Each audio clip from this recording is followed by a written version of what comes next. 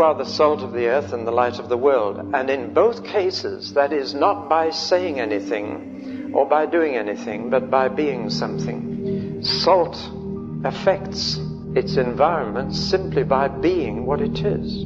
And light affects its environment by being simply what it is, not by saying or doing anything. And if we're going to be salt and light, it's not by a lot of talk or even a lot of action that we're going to be salt and light. It's by being totally different from our environment, and so different that we affect it.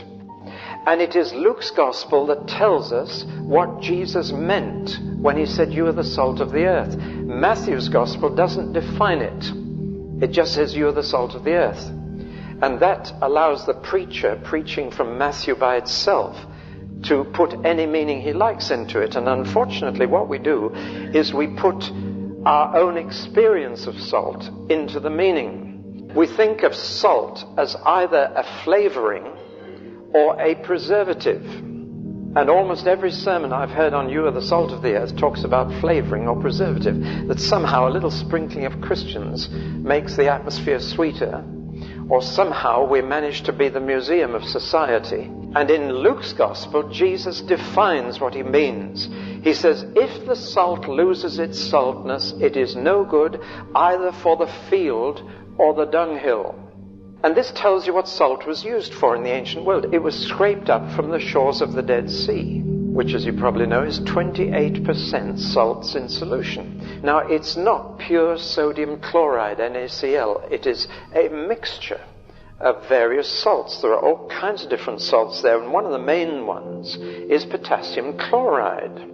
Potash. If you're a gardener, then you know that every plant needs 3 kinds of fertilizer. It needs phosphate to develop the roots, it needs nitrates to develop the leaves, and it needs potash to develop the flowers and fruit. And a balanced fertilizer will include all those 3. And so the salt that was scraped up from the Dead Sea was widely used as a fertilizer, largely because of the potash in it.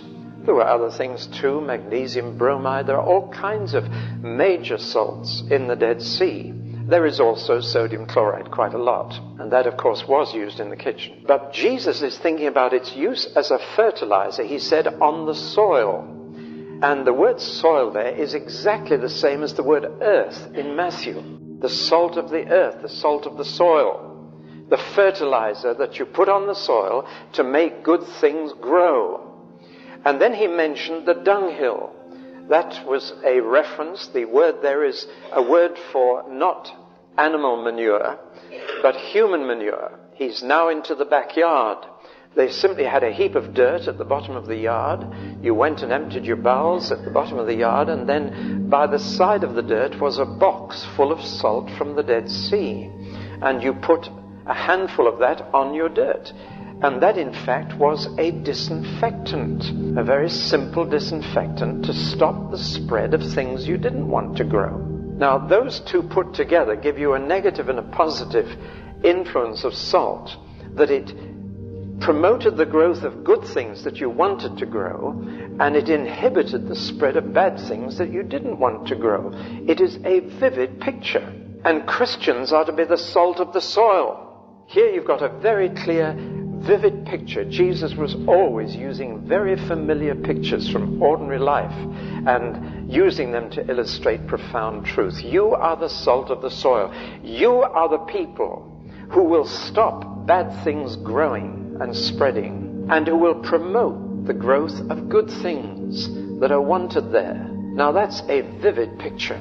And you are that salt, not by saying anything and not by doing anything, but by being totally different from the environment. And it's as simple as that. In the kitchen, a sprinkling will do.